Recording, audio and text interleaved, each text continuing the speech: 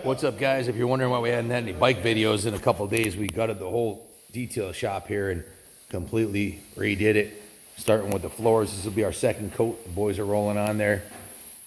Everything got taken outside and cleaned. The compressor, the all the tools, everything came off the shelves. Everything on the stainless steel cabinets got taken out. Everything's nice and organized and labeled. Got some special guests coming next week. Stay tuned. That'll be shooting some real kick-ass videos here. Can't say too much more than that, but it's going to be awesome. The lifts got painted. All 7 lifts. And we'll be going through the service department. This is a detail shop. Detail and light service assembly down here. The heavy stuff.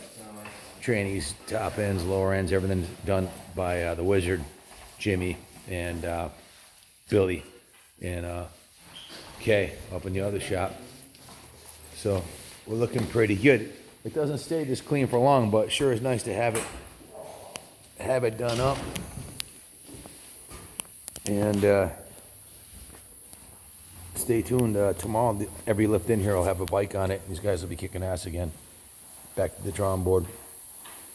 Thanks for watching, and God bless America.